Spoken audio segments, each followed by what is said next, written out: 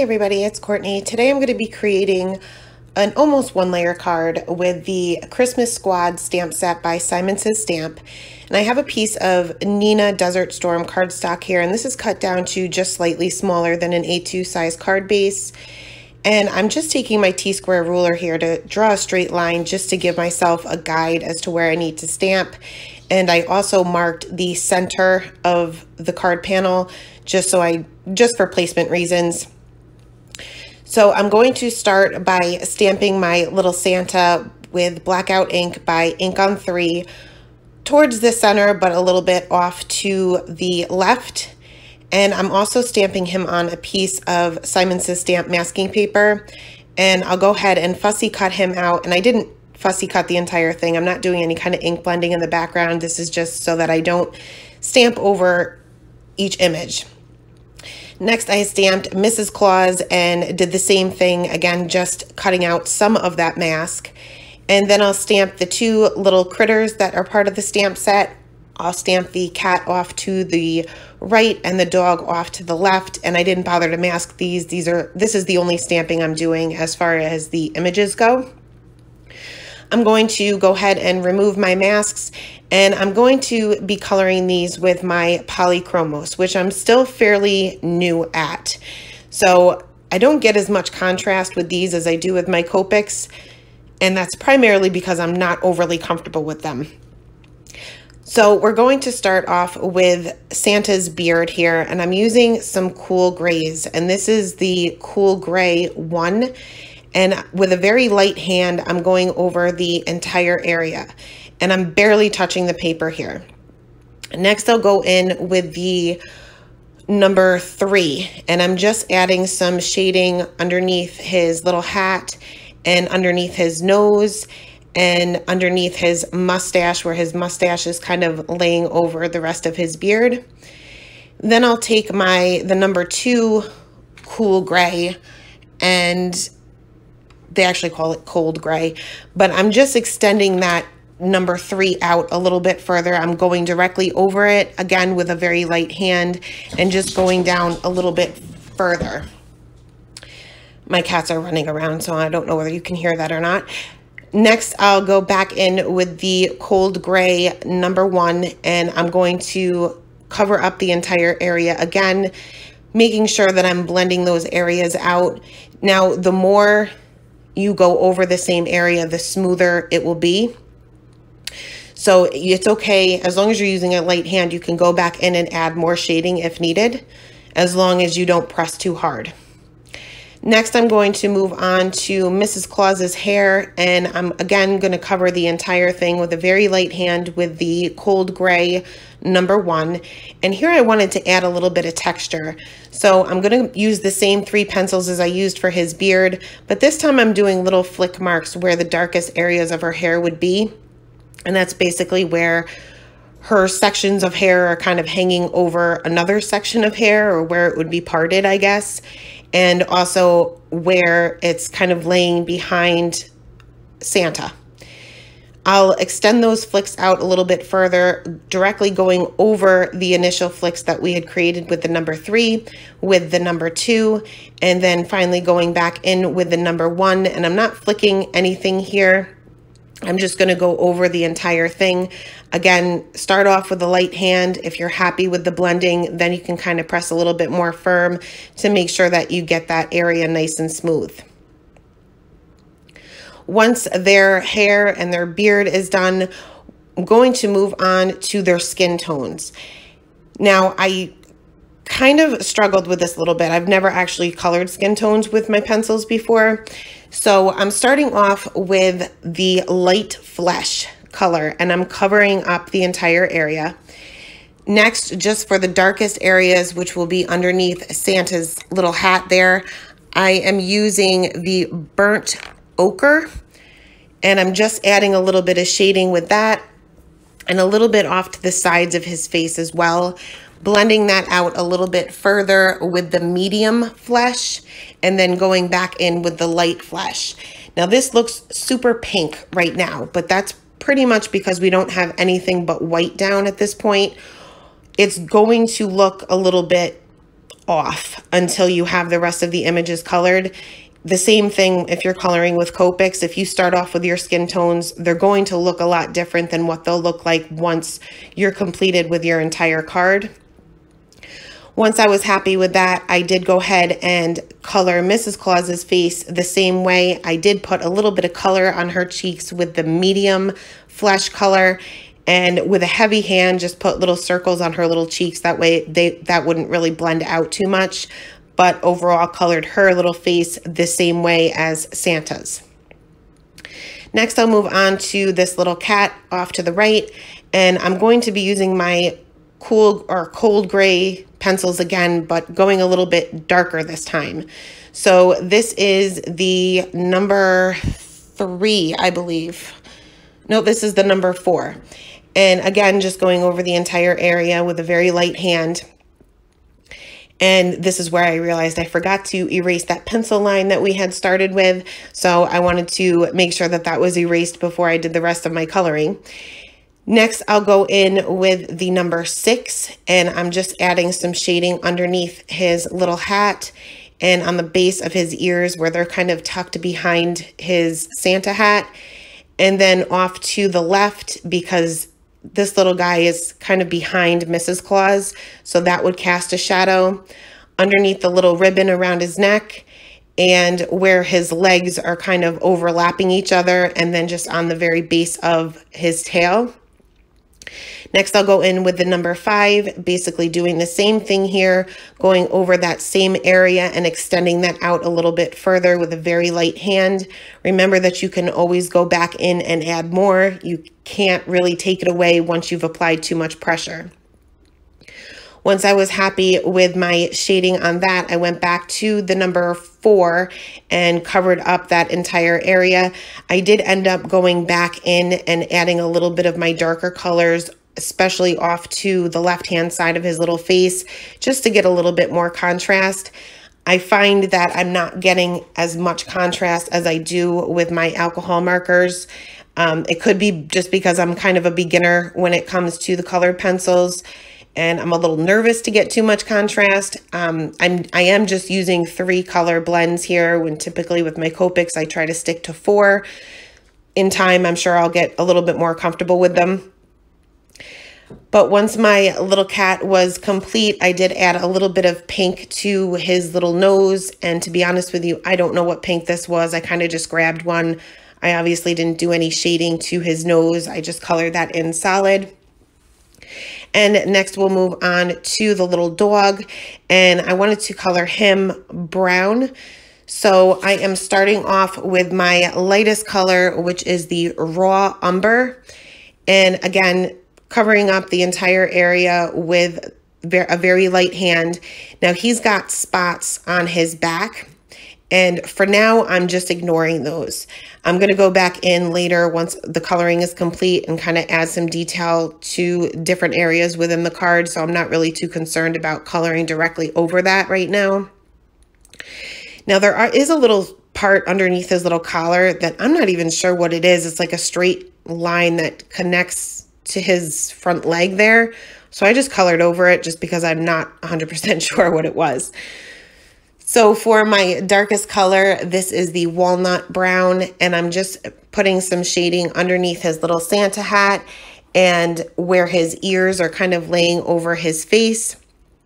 I also added some shading to the top of his ears because these are kind of tucked behind that hat too. Above his little snout, I guess it would be. And off to the left and right side of his face just to get a little bit more contrast. There would also be some shading underneath his collar and on the sides of his little legs, especially that one leg that's kind of tucked behind the rest of them. Next, I will extend that out with Bister. It's a B-I-S-T-E-R is the name of the color. It's the number 179 if you guys are using Polychromos. And I'm just extending that out again, going directly over my darkest area and just extending it out a little bit further. And then finally, I'll go back in with my lightest color and blend the rest of that out and fill in the rest of the area Once I was happy with it, I did go over with a heavier hand just to make sure, like I said, to get that smoother finish. Now for his snout itself, I wanted this to be a little bit different than the rest of his body. So I did grab another brown out of the tin. Again, not sure what color it was, being I wasn't going to be doing any shading to the snout. I really didn't pay attention to what color I was using, but I just wanted that to stand out just a little bit from the rest of his body. I did add a little bit more shading underneath his hat, again, just to get a little bit more contrast. And for his little nose, I will color that black once I get to that area or that color. I'm kind of just working in colors at this point, but I left that plain right now because we'll go back in to fill that in later. Next, we'll move on to the reds, and I'm going to start with Santa's hat here. And I started off with what I thought was going to be my lightest color, and this is Pale Geranium Lake. And again, covering up the entire area. And this is another reason why you want to go in with a very light hand, because I ended up changing my highlight color once I realized I wasn't getting the contrast I was looking for. My shading for this one will be with middle cadmium red. I'm not sure if I'm pronouncing that either. And I'm putting shading just above the little white part of his hat, and also just putting one little flick mark there where his hat is kind of bent, extending that out and blending that out with deep scarlet red, and then going back in with that, what was going to be my lightest color, and realized that it just wasn't giving me enough highlight. So I ended up taking out Rose Carmine, and that will be my highlight color. Blended that out once I was happy with the contrast, gave a little bit more pressure and smoothed everything out. Colored all the hats the same way. I'll use the same color combination for Santa's little outfit there, as well as Mrs. Claus's dress. And I'm starting off with what truly is my highlight color this time and covering up that area. For Santa, the shading for his little outfit would be underneath his little beard, under his arms, and off to either side. Because round objects generally have a highlight in the center, I consider Santa to be a round object. So I'm concentrating my highlight to be in the center. For his little legs, these are really teeny tiny, so I didn't get much shading here, but with such a small area, you're really not going to be able to tell. But I blended that out with all of the same colors that I used in Santa's hat, leaving that highlight for that pinkish color right there in the center. For Mrs. Claus's outfit, I colored that pretty much the same way as far as the shading goes. Now we'll move on to the greens, and for my lightest color for that one, I am using earth green yellowish, and I'm going to be using this for Santa's little mittens, the collar of the dog, and the little ribbon on the cat, as well as Mrs. Claus's apron. Now Mrs. Claus doesn't have a mitten on, but I colored it green thinking it was supposed to be a mitten, so we'll just go with it. For my darkest color, it is called Chromium Green Opaque, and putting my shading for the little cat's ribbon on either side of the little bow. For Mrs. Claus's apron, I'm putting that right below her face, and where it's kind of gathered up on the bottom, I'm just putting little triangles there to add a little bit of dimension on either side of the dog's collar and on the base of their little mittens. Then I'll extend that out with permanent green olive, and pretty much doing the same thing with the exception of Mrs. Claus's apron. For where it's gathered underneath, I'm just extending those areas up a little bit further and a little bit wider. And then I'll go back in with my lightest color and blend all of those areas out and make those areas nice and smooth once I was happy with the contrast. You'll see that I am constantly sharpening my pencil. I like to work with a very fine tip. It makes the blending a lot easier, and you can get into those little tiny areas a lot more. Next and finally, we'll move on to the white areas and the black areas of these little characters. We'll start off with their little shoes here and his belt. And I'm starting off with my lightest color, which is the number 5, the cold gray number 5. And my darkest area is actually going to be the black pencil. And I'm just adding shading to his belt on either side and where their shoes kind of overlap. Blending that out with the cold gray number 6. Then I'll move on to the lightest color again, that number 5, and blend the rest of that out. Now I did go with that black pencil, I didn't do any shading for these little pieces of hair, I guess they would be on this cat, and for the dog's nose, and I just colored those in solid. Now for the white areas of their hats and their little outfits, I'm switching over to warm grays because I thought it would give me a little bit of differentiation between that and their hair and beard. And I have pencils rolling all over the place.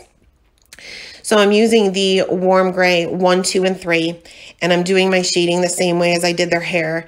And I'm putting the shading on either side of their hat because, like I said, this is a round object. And I wasn't happy with it. It didn't look white enough, and it blended in too much with the cool gray or the cold gray markers.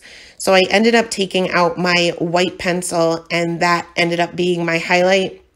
And I just went over that entire area because I was using such a light hand. I was able to go back over this area with the white and actually make this more white, I guess.